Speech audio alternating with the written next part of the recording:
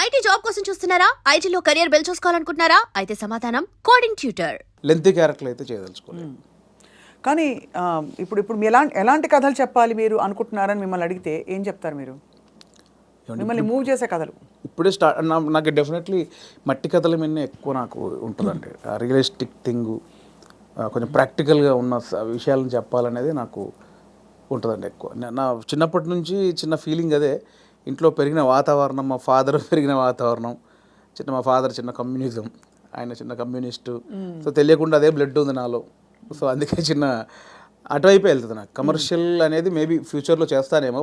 Present అయితే mind అంతా నేను చిన్నప్పుడు నా జీవితంలో, నా జర్నీలో జరిగిన విషయాలు చాలా ఉన్నాయి, చాలా ప్రాక్టికల్ విషయాలు ఉన్నాయి. చాలా జనాల్ని అంటే రెగ్యులర్ కమర్షియల్ అన్నీ చేస్తున్నాం కదా, ఒకసారి చూసి బలగంలాగా ఆలోచించి అరే ఇది కదా మన చుట్టూ ఉన్నాయి కదా అని ఆలోచించే విషయాలు చాలా ఉన్నాయి నా వరకు అయితే. సో అది ఎంతవరకు చెప్పే పరిస్థితి ఉందో తెలియదు, చెప్పేంత వరకు చెప్తాను. చాలా సంతోషకరమైన విషయం ఏంటంటే వేణుగారు, ఇప్పుడు ఇక్కడ తెలంగాణ రాష్ట్రం నుంచి టాలెంట్ ఎంత బ్లాసమ్ అయ్యి ఎన్ని చక్కటి మట్టి కథలు వస్తున్నాయి, ఎంత మంచి టాలెంట్ ఉంది. అసలు చాలా ఏళ్ళు ఆల్మోస్ట్ బయటికి రాలేదు అనిపిస్తుంది. ఆమె రాంగ్? నేను తప్పుగా మాట్లాడేదా? కరెక్ట్గా చెప్పాను? కరెక్ట్ అండి. ఇప్పుడు బయటకు రావడం, కట్టలు తెంచుకుని ఒక్కొక్కళ్ళు అంటే ఇక్కడ ఈ గడ్డ మీద ఉండే ఆలోచన ఏంటది, ధాటి అంటారు చూడండి, ఆ కన్విక్షన్ అది చాలా గొప్పదండి. అంటే మట్టి నుంచి పుట్టిన కథలు కదా. అంతే అండి. ఇంతకుముందు ఇక్కడి ప్రాంతం వరకు ఏంటంటే కొంచెం చదువు లేక ఆకలి చౌలు ఇక్కవరకే ఉంది. బట్ అక్కడ సృజనాత్మకత కూడా ఉంది, చాలా ఉంది. అంటే ఇటువైపు ఎన్ని కథలు ఉన్నాయి, అటువైపు ఎన్ని కథలు. ఎక్కడైనా మనుషులు ఉన్న చోట చాలా కథలు ఉంటాయి. అవును. సో ఇక్కడ కథలు కూడా ఇప్పుడు వస్తున్నాయి. అందుకే ఇప్పుడు అంటే ఎట్ ప్రజెంట్ నా మూడంతా ఇక్కడే ఉందన్నమాట. నా జర్నీలో నేను చాలా కథలు చూశాను, అందులో ఒకటి బలగం. సో ఇంకా చాలా కథలు చూశాను. అవును. సో అవన్నీ చెప్పొచ్చు, దాన్నే కమర్షియల్గా చెప్పొచ్చు. ఇప్పుడైతే మరి మీ రెండో సినిమా వివరాలు అడగచ్చా? ఇంకా సూనా? సూన్ అండి, సూన్ డెఫినెట్లీ. అంటే అఫీషియల్గా నా ప్రొడక్షన్ నుంచి వచ్చినప్పుడు అడిగితే బెటర్. నో డెఫినెట్గా. కానీ అందరికీ క్యూరియాసిటీ ఏంటంటే బలగం తీసిన తర్వాత మీరు చాలా జాగ్రత్త పడాలి. ఇంకా రెండో సినిమాకి అదే స్థాయిలో మెప్పించాలి, ఇంకా ఎక్కువ మెప్పించాలి వీలైతే. మరి ఏంటి మీ ఆలోచనలు దాని మీద? ఉందండి, కథ అయిపోయింది, ఆల్మోస్ట్ కథ అయిపోయింది. ఇంకా అఫీషియల్గా అనౌన్స్ చేస్తాం త్వరలో. మళ్ళీ డెఫినెట్లీ నన్ను ఎవరైతే ప్రేమించారో, ఆశీర్వదించారో వాళ్ళని ఒప్పిస్తానని నమ్మకం అవుతుంది. నాకు అదైతే ఇప్పటివరకు అయితే ఖచ్చితంగా ఒప్పిస్తానని నమ్మకం అవుతుంది. అంతకుముందు కామెడీ యాక్టర్గా జబర్దస్త్లో మీ జర్నీ ఎలా ఉండేది వేణుగారు? అది హ్యాపీ జర్నీ అండి, చాలా హ్యాపీ జర్నీ నా లైఫ్లో. అంటే జాలీగా ఉన్న రోజులు అవి. అంటే నేను 2004లో యాక్టర్ అయిన తర్వాత 2015 వరకు గాడ్ గ్రేస్ని అసలు వెనక్కి తిరిగి చూసుకోలేదండి. అంటే నేను డైలీ 4 షూటింగ్లు 5 షూటింగ్లు. అంటే ఈరోజు హైదరాబాద్లో ఉంటే సడన్గా మీరు వేణుగారు ఎక్కడున్నారంటే ఈరోజు ఇక్కడే ఉన్నానండి ఈవినింగ్ అంటాను. రేపు ఫోన్ చేస్తే దుబాయ్లో ఉన్నానండి. అదేంటి నేను ఈవినింగ్ హైదరాబాద్ అంత బిజీగా ఉన్నాను నేను. అంత బిజీగా ఉన్నా డైలీ 3-4 షూటింగ్లు, ఈవెంట్స్ అని, దుబాయ్లు, ఫారిన్ షెడ్యూల్స్, చాలా బిజీగా ఉండేవాడిని. ఐ థింక్ 4 నుంచి 15-16 వరకు నేను వెనక్కి తిరిగి చూసుకోలేదు. అంటే మా ఇంట్లో నెలకి ఒక వారం రోజులు తింటే హ్యాపీ, అంతే. అంత బిజీగా ఉండేవాళ్ళు. పొద్దున ఎప్పుడైందో, సాయంత్రం ఎప్పుడైందో, నైట్ ఎప్పుడైందో తెలిసేది కాదు. సో 15 తర్వాత కొంచెం జబర్దస్త్ నుంచి బయటకు వచ్చి అప్పుడు ఇంకేమైనా చేసుకోవాలని ఈ బలగం ఏదైతే దానికి ప్లానింగ్లో ఉన్నప్పుడు మాత్రం కొంచెం ఒక 3-4 ఇయర్స్ బాగా స్ట్రగుల్ అయ్యాను. సో కానీ ఎలాగా అంటే మీరు చెప్పారు కదా, అంటే మీరు మట్టిలోంచి పుట్టిన కుటుంబం మీది. మరి మీరు పొట్టకూటి కోసం అయినా పనిచేయక తప్పదు. అవును. మరి ఒకవైపు ప్లానింగ్, ఇంకోవైపు యాక్టింగ్ ఆపర్చునిటీస్ వదులుకోవాలి. అప్పుడు మీకు సంఘర్షణ వచ్చిందా? అయ్యో చాలా అండి. అదే అంటే యాక్చువల్లీ నేను 2013లో జబర్దస్త్ స్టార్ట్ అయింది. అప్పుడు పీక్స్ నేను యాక్టింగ్లో, స్టేజ్ షోలని, యాక్టింగ్ అని చాలా పీక్స్. ఆ జబర్దస్త్కి వెళ్ళిన తర్వాత మేము ఎక్స్పెక్ట్ చేయలే. మాది స్టార్టింగ్ స్టేజ్, మాది స్టార్టింగ్ టీం, మాది ఎక్స్పెక్ట్ చేయలేదు. యాక్చువల్గా జస్ట్ ఒక 13 days, ఒక 4 రోజులు ఇవ్వండి చాలు అని తిరిగేవాళ్ళు, మా వెనకాల తిరిగేవాళ్ళు. సో ధనరాజు, మా చంద్ర అప్పుడు కొత్తవాడు, ఇంక వాడు రాలా అసలు. ధనరాజు నన్ను పక్కాగా పట్టుకున్నారన్నమాట వాళ్ళు. అంటే మేమిద్దరే అంతకుముందు స్కిట్లు చేసాం, స్మోక్ టీవీ అని అవన్నీ చేసాం. సో వీళ్ళని పట్టుకోవాలని చాలా పట్టుకున్నారు. నేను కన్విన్స్ అవ్వాల, ఎందుకంటే సినిమా నేను అప్పట్లో కొంచెం టీవీకి వెళ్తే సినిమాకి రాలేరేమో అనేది ఉంది. ఇప్పుడు లేదు. ఇప్పుడు స్క్రీన్ అనేది ఉన్నది తప్ప big screen, small screen, phone screen లేదు. ఇప్పుడు స్క్రీన్ అంతే. అప్పుడు ఆ వేరియేషన్స్ ఉన్నాయి. సో అప్పుడు 13 రోజులు మంచి అమౌంట్ ఎక్స్పెక్ట్ చేయని అమౌంట్ ఒకటి 4 days కదా అని లైట్గా కమిట్ అయ్యాం. ఆ 4 డేస్లో 13 ఎపిసోడ్స్ మీకు తెలుసు. అది జబర్దస్త్ స్టార్టింగ్ 18 రేటింగ్ అంటే గురువారం వస్తే వెయిట్ చేసేవాళ్ళు, గురువారం కోసం ఒక టీవీ షో కోసం వెయిట్ చేసేవాళ్ళు. సో 13 డేస్ తర్వాత మళ్ళీ బతిలాడి ఇప్పుడు అనుకున్న అమౌంట్ కంటే డబ్బులు పెంచారు. సరే అని మళ్ళీ 13 చేసాం, 27 ఎపిసోడ్ చేసాం. ఆ తర్వాత ఇంకా అది జబర్దస్త్ ఎట్లా అయిపోయిందంటే తెలుగు రాష్ట్రాల్లో గురువారం వస్తే ఏంటి అనేది. ఇప్పుడు స్కిట్లు రాయడం అది కూడా ఎలా జరిగేది అది? అది ఉండేది. సో అప్పుడు ఏంటంటే అప్పుడు ఇంకా ఇది మీకు తెలియట్లేదండి, ఇది చాలా అద్భుతం, మీకు ఎంత అంటే అంత ఇస్తాం, మీరు కంటిన్యూ చేయండి అన్నారు. అప్పుడు నేను ఏంటంటే నాకు సినిమా అనేది నేను సినిమా కోసం వచ్చాను, ఇది చాలా బాగుంది, చాలా డబ్బులు ఇస్తున్నారు, ఇంటింటికి గడప గడప వెళ్ళాం, రీచ్ అయ్యాం, ఇంత డబ్బులు వస్తున్నాయి, అటు షోలు రెమ్యునరేషన్ అన్నీ వస్తున్నాయి, కానీ నాకు సంబంధించింది పోతుంది. అవును, నేను సినిమా అనుకున్నాను, దీనికోసం రాలేదు, ఇటు పోతే నా సినిమాకు దూరం అవుతాను, దీని నుంచి బయటకు వచ్చాను నేను. అబ్బా చాలా పెద్ద ఇదండి, మామూలుగా సెటిల్ అయిపోతాం మనం, పైసలు వస్తున్నాయి కదా ఎందుకు భయ నీకు అందుకని బయటికి వెళ్ళాము. బయటికి వెళ్ళాక 1.5 year తర్వాత ఇది రైజ్ అయిపోయింది. అంటే ఇంటర్నెట్ ఫ్రీ అయిపోయి ప్రతి ఒక్కరికి సెల్ ఫోన్ చేతిలోకి వచ్చేసి ఇది వైరల్ అయిపోయింది. అప్పుడు ఏమైంది, నేను జబర్దస్త్ కొన్ని చేశాను కాబట్టి సినిమాలో కొంచెం దూరం అయిపోయా, టీవీకి వెళ్ళడం వచ్చేసి. అవును అవును అవును, ఇది వచ్చేసిందని నేను దాన్ని పక్కన పెట్టేసి సినిమాకి వచ్చేసరికి ఇది పక్కకు పెట్టేశారు. అరే ఇలా అయింది ఏంటి అని కసిలో మళ్ళీ ఒక 1 year చేసాం. అవును, మీరు తిరిగి వచ్చినప్పుడు అయితే వెల్కమ్గా తీసుకున్నారు మిమ్మల్ని, తీసుకున్నారు. మళ్ళీ 1 year చేసిన తర్వాత అప్పుడు ఇంకా మైండ్లో డబ్బు అని మళ్ళీ ఇటు వెళ్ళినోని మళ్ళీ ఇటు వచ్చా, ఇక్కడ మళ్ళీ డబ్బు కోసం వచ్చా, బట్ లోపల మాత్రం ఇది కాదని నన్ను వేధిస్తుంది అనమాట. మళ్ళీ బయటకు వచ్చాను. ఆ మళ్ళీ బయటకు వచ్చిన తర్వాత 2015 మిడ్లో బయటకు వచ్చామండి. అప్పటి నుంచి అరాకొర అప్పటి నుంచి స్ట్రగుల్ స్టార్ట్ అయింది. ఆ 15 మిడ్లోంచి 2020 వరకు ఆ 4 years ఇటు లేక అటు లేక ఆ 4 years బాగా స్ట్రగుల్ అయ్యాను. అది ఇక మేజర్ నా కెరియర్లోనే వెరీ బ్యాడ్ పీరియడ్. అంటే తినడానికి ఉండడం వేరు, అది వేరు, బట్ మైండ్ బిజీగా ఉండడం మెయిన్ ఇంపార్టెంట్. అవును, మైండ్ బిజీ, మనం అసలు ఎటు వెళ్తున్నాం అని ఒక తెలుస్తుంది కదా లోపల. పొద్దున 6 గంటలకు వేస్తే స్టాఫ్ వచ్చారా, పొద్దున 12 గంటల వరకు ఈ షూటింగ్, మధ్యాహ్నం ఆ షూటింగ్, దుబాయ్, ఇటు ఆస్ట్రేలియా, ఇవి అన్నిట్లో ఈ స్కిట్ల బిజీ ఉంటుంది. ఇప్పుడు మీరు ఇందాక అడిగారు స్కిట్లు, మినిమం ఒక స్కిట్ రాయడానికి 2 రోజులు పట్టేదండి. ఎవరు రాస్తారు? నేను, నా టీం మెంబర్స్, ఎవరైనా ఒక రైటర్, అంటే మనకు సింక్లో ఉన్న మెయిన్ టీమ్ లీడర్ దగ్గరనే ఉంటుందండి. ఇంప్రూవ్ అని ఉంటుందండి యూఎస్లో, అంతా ఉంటుంది ఇది. 100% ఇంప్రూవేషనే స్క్రిప్ట్ అండి, స్క్రిప్ట్ రైటింగ్ ఏ ఉండదు. సో మీకు దానికి నేపథ్యం, మీరు థియేటర్కి వెళ్ళారా? థియేటర్ ఏం లేదండి, నాకు థియేటర్ ఎక్స్పీరియన్స్ లేదు, జస్ట్ మీరు చూసి నేర్చుకున్నారు. అంతే. ఎందుకంటే మనం కూర్చున్నామండి, ఇప్పుడు పాయింట్ ఎట్లా వస్తే మనం కూర్చున్నాము, లేట్ అవుతుంది, ఈ లేట్ అయిన గ్యాప్లో ఏం చేద్దాం అని ఒక థాట్, ఏం చేయొచ్చు అని కూర్చొని మాట్లాడుకోవడం. అలా మాట్లాడుకుంటే ఏదో జోకులు వస్తూ ఉంటాయి. ఓ బంచ్ ఆఫ్ జోక్స్ వచ్చాక అసలు దీనికి ఏంటి కంటెంట్ ఏంటి, కథ ఏంటి, ఓ ఇలా వచ్చాడు, ఓ మిడ్లో గొడవ జరిగింది, లాస్ట్లో ఆ గొడవ పడి సారీ చెప్పాడు, ఓ స్టార్ట్, ఓ మిడ్, ఎండ్, ఏం చేయొచ్చు దీనికి, అలా కూర్చి స్కిట్ రాయడమే. అలా టీం అంతా రాయడం, ఆలోచన ఎక్కడైనా పాయింట్ వస్తుంటుంది. అది టైమింగ్ ఎడిటింగ్లో అసలు అంటే మా టైంలో అయితే ఎడిటింగ్ సెన్స్ లేకుండానే దింపేసేవాళ్ళం అండి. ఇప్పుడు ఎలా ఉందో నాకు తెలియదు. నా ధనరాజు కానీ, నేను కానీ, అప్పుడు రాఘవ్ గారు కానీ, చంద్ర కానీ, అంటే అప్పుడు ఇప్పుడంటే పాపం వాళ్ళు జబర్దస్త్ వాళ్ళకి ఇప్పుడు వాళ్ళకి ఏమైందంటే కొన్ని 1000 పాయింట్లు టచ్ చేశారండి. అవును, ఎన్ని స్కిట్లు అయి ఉంటాయి, కొన్ని 1000 స్కిట్లు అయి ఉంటాయి, 1000 పాయింట్లు టచ్ చేశారు, ఇంకేం చేయాలో అర్థం కాక వాళ్ళకి. అవును, అప్పుడు మేము కొత్త కాబట్టి మాకు అన్ని కొత్తయే, ఆల్ పాయింట్స్. ఇప్పుడు అత్తా కోడళ్ళు ఓ 100 పాయింట్లు ఉంటాయి, అప్పుడు మాకు అవన్నీ కొత్త. ఇప్పుడు అత్తా కోడలు చేయమంటే ఏది చేసినా కూడా ఆల్రెడీ చేసినట్టే ఉంటుంది. సో అట్లా మాకు చాలా పాయింట్స్ దొరికేవి. ఇప్పుడు చంద్ర మొత్తం ఫ్యామిలీస్ మీదకి వెళ్ళిపోయాడు, నేను అన్నీ కొంచెం టిపికల్గా ఉండాలి, అరే నేను ఈ కొంచెం కొత్తగా ఏదో చేసేవాడిని, ధనరాజు ఇంకో, అట్లా ఎవరి కేటగిరీ వాళ్ళకు ఉండేది. సో అప్పుడు పోటాపోటీ బాగా చేసాము. సో ఆ 15 నుంచి బయటకు వచ్చాక అంత మంచి రెమ్యునరేషన్స్ కానీ, ఈవెంట్స్ కానీ, మీకు తెలుసు ఈవెంట్స్ ద్వారా మంచి ఆర్టిస్టులకు మంచి ఆదాయం ఉంటుంది, చాలా బాగుంటుంది, అదే కదా. సో అటు ఇటు మిస్ అయ్యి ఈ 15 నుంచి 20 వరకు నేను దాదాపు మీరు ఎక్స్పెక్ట్ చేయలేని అమౌంట్ మిస్ అయిపోయాను. సో ఆ లోపల అది ఉంటుంది, అది బాధ అనమాట, తిండికి బాధ కాదు. అనవసరంగా దాంట్లోంచి బయటకు వచ్చావు, ఇప్పుడు ఇంత పోయింది, ఇప్పుడు ఇది లేదు అది లేదు. ఇప్పుడు మన బతుకులకి నువ్వు వచ్చిన నేపథ్యానికి అది చాలా పెద్ద అమౌంట్.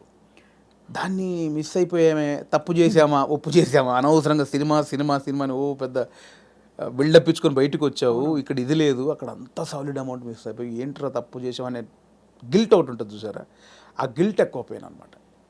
అవును, లక్షల సంపాదన వదులుకోవడం అంటే ఈజీ విషయం కాదు.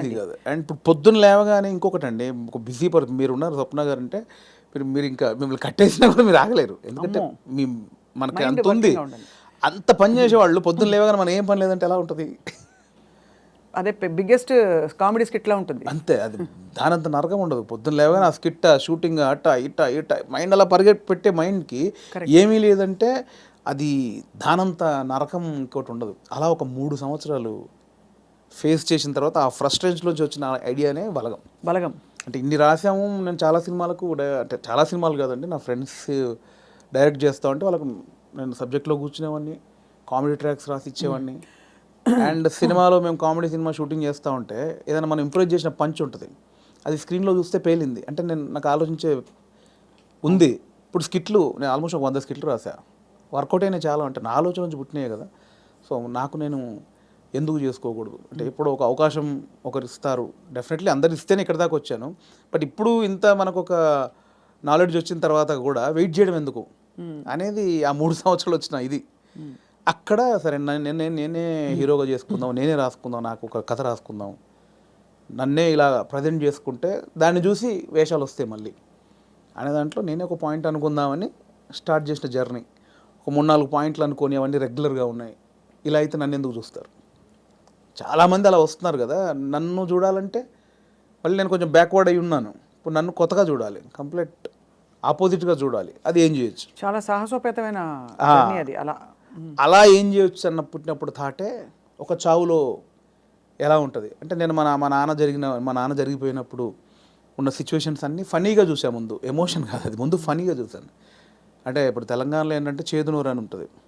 అంటే చుట్టం చూపు వాడు వచ్చినప్పుడు వాళ్ళని ఓదార్చిన తర్వాత చేదునూరు అనేది ఉంటుంది. అంటే ఇంత మందు తీసుకొచ్చి, ఇంత చికెన్ మటన్ తీసుకొచ్చి నా వంతుగా నీకు ఒక భరోసా ఇచ్చి నీ బాధని తొలగించి ఈ వచ్చిన వాళ్ళు ఇస్తారు. అంటే ఆచారం ఏంటంటే అండి, ఇప్పుడు నేనున్నాను, నాకు ఒక మా ఇంట్లో చేదు జరిగింది, ఎవరో చనిపోయి చేదు జరిగింది. మా బావను, మా మామయ్యను, బావ మరిది ఎవడు వాడు వచ్చి నన్ను ఓదార్చి సరే బావ జరిగిపోయిందని ఈ బాధను దూరం చేయాలి.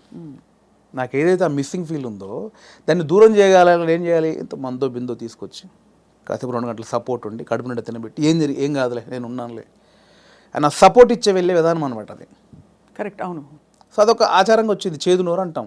ఇప్పుడు పెద్ద ఫ్యామిలీ అనుకోండి, ఇప్పుడు బాంబేలో ఉంటారు ఒకరు బావంట ఆయన, అక్కడ 10 మంది చుట్టాలు ఉన్నారు, ఇక్కడ చనిపోయింది, కంపల్సరీ రావాలి, వస్తారు, ఈ ప్రక్రియ కూడా చేయాలి. ఇప్పుడు 10 మంది 10 రోజులు ఉండలేరుగా, 2 రోజుల్లో చేసి వెళ్ళిపోవాలి. అవును. సో 10 మందిది వీడు తాగాలి, నేను తాగాలి, తినాలి, తాగాల్సిందేనా అంటే బాంబే నుంచి వచ్చాడండి పాపం, మా బావకి ఇలా జరిగిందని ఏదో ఆయన తృప్తిగా చేసే. నేను ఒక ముక్కనాన్న తినకపోతే ఆడేమనుకుంటాడు, ఫీల్ అవుతాడు కాబట్టి చేయాలి, కంపల్సరీ. సో ఈ ప్రాసెస్ మా నాన్న జరిగింది అనమాట. మాది పెద్ద కుటుంబం, మా అమ్మకి నేను 9వ వాడిని, మా పెదనాన్నలు 6, మా మేనత్తలు 3.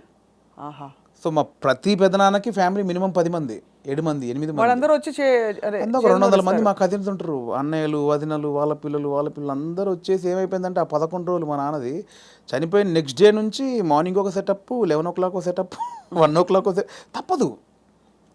దీనిలో ఏం జరుగుద్ది?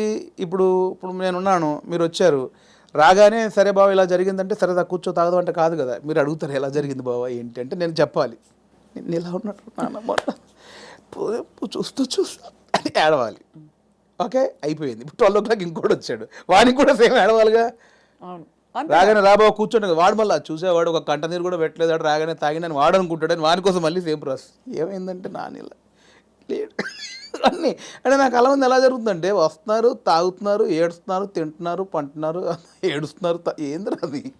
అప్పుడు నా చిన్న వయసు 99లో మా నాన్న చనిపోయినప్పుడు ఆ వయసులో నాకు అది అనిపించింది, మీరు సెలబ్రేట్ చేసుకుంటున్నారా, బాధపడుతున్నారా, ఎంజాయ్ చేస్తున్నారా అనేది ఒకటి ఉంది, ఎప్పుడో చూసినది. అది ఇక్కడికి షిఫ్ట్ అయిందనమాట. ఎలాంటి కథ చేయొచ్చు అదే అన్నప్పుడు మా ఫ్రెండ్ ప్రదీప్ అద్వైతం అని ఇప్పుడు నెక్స్ట్ వైజయంతి మూవీస్లో పెద్ద సినిమా చేస్తున్నాడు. సో నాకు బెస్ట్ ఫ్రెండ్ అనమాట. సో తను ఏంటంటే ఒకసారి 10 days కనిపించలా, మళ్ళీ వస్తే డార్లింగ్ ఎక్కడికి వెళ్ళామంటే ఇట్లా మా పెద్దనాన్న చనిపోయాడు రా, గమ్మతుంటుంది మన తెలంగాణలోని మా తాగుడు గోల ఇలా ఏడుపు అని అన్నాడు. అది స్ట్రైక్ ఏదో బాగుంది కదా అని ఒకసారి రివెండ్కి వెళ్తే మా నాన్నది ఇంత జరిగింది కదా ఫన్ ఇక్కడ, ఇది కదా మనం ఆపోజిట్గా చెప్దాం అనుకున్నాం. అక్కంచెలు మొదలైన కథ. సో అప్పుడు ఒక 4 సీన్లు రాసుకొని ఫ్రెండ్స్కి చెప్తే వాళ్ళు హిలీరియస్గా నవ్వి దానికి ఇంకో 4 సీన్లు వేసి. కానీ ఇక్కడ విశేషం ఏంటంటేనండి, జబర్దస్త్ కావచ్చు, ఇది కావచ్చు, చాలా సీరియస్ అంశాలని లైటన్ చేయడం ఈజీ కాదు. సెంటిమెంట్స్ హర్ట్ అవుతాయని ఒక బాధ ఉంటుంది అవును, కదా. ఇప్పుడు మీరు పిల్లలు పుట్టలేదు ఒక జంటకి, దాని మీద మీరు జబర్దస్త్లో ఒక స్కిట్ రాయాలనుకోండి, చాలా మంది హర్ట్ అయిపోతారు. నీకు అసలు మనసుందా, నువ్వు సమాజంలో బాధ్యత గలవాడివా, ఇవన్నీ అడుగుతారు ఆబ్వియస్లీ కదా. అలాంటిదే చావు కూడా చాలా పర్సనల్, చాలా ఇది. కానీ ఇందులో మీరు ఒక విధమైన హ్యూమరు, లైఫ్లోని చాలా సటిల్గా జరిగిపోయే ఇవన్నీ తీసుకొచ్చారు చూడండి. అది దాన్ని కూడా మన పెద్దవాళ్ళు చెప్పిన నిదర్శనాలండి నిజంగా. అంటే ప్రతి విషయంలో మీకు సీరియస్నెస్ ఉంటుంది, కామెడీ ఉంటుంది. ప్రతి ఇన్సిడెంట్లో మీరు కామెడీ, ఇప్పుడు ఇది సీరియస్ అనుకోండి ఒక చావు అనేది, ఎగ్జాక్ట్ లేకపోతే ఒక కామెడీగా తీసుకుందాం, కానీ దానిలో కూడా సీరియస్ ఉంటుంది. ఇది చావు అనేది సీరియస్ అనుకోండి, దానిలో మనం కామెడీ చెప్పాను నేను, కానీ ప్రాపర్గా ఒక కామెడీ ఎపిసోడ్ ఉందనుకోండి, దాంట్లో సీరియస్ కూడా ఉంటుంది. మనం చూసే దృష్టికోణమే. నాకు ఒకసారి ఏమైందంటే అవునన్నా కాదన్నా అనే సినిమాకి మేము ట్రిప్కి వెళ్ళామన్నమాట. సో తేజ గారు, ఉదయ్ కిరణ్ గారు, సుమన్ శెట్టి, నేను, ధర్మవరం సుబ్రహ్మణ్యం గారు. ఆయన ఒక చోట ఒక మాట అన్నాడండి ఒక ఇంటర్వ్యూలో. ప్రెస్ వాళ్ళు అడిగారు, అదండి అందులో కొంచెం బూత్ ఉందండి, శృంగారం ఎక్కువ ఉందండి అంటే ఆయన ఒక మాట, ఏ సందర్భమో నాకు తెలియదు, ఒక మాట నన్ను పడిపోయింది. ఏమైనా ఇప్పుడు ఎయిడ్స్ మీద సినిమా చూస్తున్నప్పుడు, ఎయిడ్స్ మీద అవగాహన కల్పించడానికి ఒక సినిమా చేస్తున్నప్పుడు ముందు శృంగారం చూపించాలి. వాడు ఎలా అడిక్ట్ అయ్యాడు శృంగారానికి, కొంచెం బ్యాడ్ రూట్ ఎలా పట్టాడంటే అవన్నీ చూపించాలి. కొంచెం ఆ రొమాంటిక్ అప్పీల్ చూపించినప్పుడే ఇది చెప్తావు, అది చూపించకుండా ఇది చెప్తే ఎవడు చూడ్డాయా అన్నాడు. కరెక్ట్, అంతే, అది నిజమే. మీకు అర్థమైంది? నాకు అందులో ఏదో దొరికింది నాకు. అంటే మనకు మంచి చెప్పినప్పుడు దానిలో చెడు కారణమైంది ముందు చెప్పినప్పుడే, ఇది చెడు, దీనివల్ల ఇది జరుగుతుందని చెప్తాం కదా. అవును, ఆ మంచిని పట్టుకుంటే సరిపోతుంది. పట్టుకోవాలి. అదే దానికోసం ఇవన్నీ తప్పదు, మేకప్ చేయడం తప్పదు. పలకం కూడా అంత, నేను రాగానే కుటుంబాలు కలుస్తాయంటే ఎవరు చూడరు. కుటుంబం కలవాలి అంటే సోది అనుకుంటారు. దానిలోనే మనం ఏం చేయొచ్చు, ఎలా చెప్పొచ్చు అనేది. కానీ ఎంత ఎంత సూక్ష్మమైన ప్రయాణం మీలో జరిగిపోయింది చూడండి. మీ ఎదుగుదల ద్వారా ఎన్ని విషయాలు మీరు గ్రహించుకున్నారు. మీకు ట్రైనింగ్ లేదు, బ్యాక్గ్రౌండ్ లేదు. అంటే యూజువలీ నేను ఐఎమ్ ఫ్రమ్ థియేటర్ అని చెప్పుకుంటారు చాలామంది. మీకు సినిమానే అండి, నేను థియేటర్, సినిమా షూటింగ్లో చేసినప్పుడు cinema is your learning platform, అంతేనా? అండ్ నాకు ఏదైతే వచ్చిన గ్యాప్ ఉందో అదే ఇప్పుడు నా సక్సెస్కి లీడ్. అది అయితే మీ పైసలన్నీ మాకు ఇస్తారా? లేవు, ఎక్కడి ఆ 3 సంవత్సరాలు ఎలా బతికనుకుంటారు? అంటే ఇప్పుడున్న పైసలు ఇచ్చేస్తే మాకు, అప్పుడు మళ్ళీ మీరు కూర్చుని 3 సంవత్సరాలు ఆలోచిస్తే, 3 సంవత్సరాలు కాదు, ఈసారి మీకు 3 నెలలు ఇస్తున్నాం టైం. అంటే దేవుడు ఒకటి ఉంటుందండి, దేవుడు ఒకటిసారి ఇస్తారు అనమాట. అస్తమానం అదే అంటే ఇవ్వడు, ఉన్నే లాక్కని బయలుదేరి అంటాడు. ఒకటేసారి ఇచ్చాడు, ఇక దాన్ని జాగ్రత్త పడాలి. మళ్ళీ 3 సంవత్సరాల గ్యాప్ ఉంటే రాదు ఇప్పుడు, అంతే కదా, రానివ్వరు కూడా. ఇప్పుడు ఇంకా మీరు ఇంకా మిమ్మల్ని తీసుకెళ్ళి జీవితం పెట్టేసాను అక్కడ ఫిల్మ్ ఫేర్ అంటే. మీరు ఎంత కోల్పోయి you got the lady home. అంతే కదా, అందుకే నేను లేడీ అంటే తెలుసు కదా, అవును, చాలా తెలుసు, చాలా మంది తెలుసు. సరే, బ్లాక్ లేడీని తీసుకొచ్చుకున్నారు. అదే ఆ మెట్లు ఎక్కుతున్నప్పుడు కానీ, అది చేతిలో ఉన్నప్పుడు కానీ, నేను అంటే చాలా ఇంటర్వ్యూలో మాట్లాడే, మనకు భయమే ఇది బేసికల్గా స్టేజ్ మీదకి వెళ్ళి మాట్లాడాలంటే. కానీ ఆ రోజు ఎందుకో చిన్న లోపల షివర్ అయిపోతూ, నమ్మలేని విషయం కదండి. ఎవరికి అంకితం ఇచ్చారు, ఏమైనా చెప్పారు అట్లాంటివన్నా? అంకితం లేదండి. అంటే ఇది అంకితం ఇవ్వాలంటే తెలుగు ప్రేక్షకులు ఇవ్వచ్చు, అది అంతే, తెలుగు ప్రేక్షకులకు ఇవ్వచ్చు, అండ్ నా వైఫ్కి ఇవ్వచ్చు. ఎప్పుడు పెళ్ళైంది వేణుగారు మీకు? నాకు 2009, అంటే బిఫోర్ జబర్దస్త్. బిఫోర్ జబర్దస్త్. మీ పెళ్ళైన తర్వాత మీ లైఫ్ జబర్దస్త్గా మారింది, అంతేనా? ఇందులో 2 అర్థాలు ఉన్నాయి. అందరికీ అంతే మారింది. మేడం గారు పాప నన్ను చూసి తిట్టుకుంటారేమో. మేడం గారికి కంగ్రాచులేషన్స్ చెప్తున్నాను. మీ వైఫ్ పేరండి? శ్రీలత. శ్రీలత గారికి కంగ్రాచులేషన్స్, మీ వారు సాధించి ఛేదించి చూపించారు. అది డెఫినెట్లీ నా వైఫ్ సపోర్ట్ 101% ఉందండి. ఈ 5 years జర్నీలో నేను ఏది పట్టించుకోలేదు బేసిక్గా. అవునా? ఏది పట్టించుకోలేదు ఇన్ సెన్స్, అంటే డబ్బు ఉండగానే అన్ని కాదు. ఇది ఒక్కటి కట్ చేసి మేము thumbnail పెడితే ఏముంటుంది? మా వైఫ్ నన్ను ఈ 5 ఏళ్లలో అస్సలు పట్టించుకోలేదు. మీరు ఏదైనా పెట్టొచ్చండి, నేను అడిగింది మీరు పెట్టరు, నేను వద్దన్నది మీరు ఆపరు. జోకు నాకు అంటే మిమ్మల్ని చూస్తే మా అందరికీ జబర్దస్త్ స్ఫూర్తి వచ్చేస్తుంది అనమాట. నా వైఫ్ సపోర్ట్ 100% ఉంది. తను నాకు ఎక్కువ బర్డెన్ ఇవ్వలేదు, పిల్లల విషయంలో కానీ ఫ్యామిలీ విషయంలో కానీ నన్ను అర్థం చేసుకుంది బాబు. చాలా అవసరం కదండి ఎందుకంటే ఏ సినిమాలు అంటావేంటి, ఉద్యోగం చేసుకోక అని అనే వైఫ్స్ ఉంటారు, లేదు వచ్చిన పని చేసుకోవచ్చు కదా అని అనేవాళ్ళు ఉంటారు. అంటే ఈ అబ్వియస్లీ సినిమా ఫీల్డ్ మీకు తెలుసు, నిద్ర పట్టదండి బేసిక్గా. 11 అవుద్ది, 12 అవుద్ది, సినిమాలు చూస్తూ ఉంటాం, కళ్ళు స్ట్రెయిన్ అయిపోతుంటాయి, బెడ్ మీద పడుకుంటాం, అలా అయిపోతాయి కళ్ళు.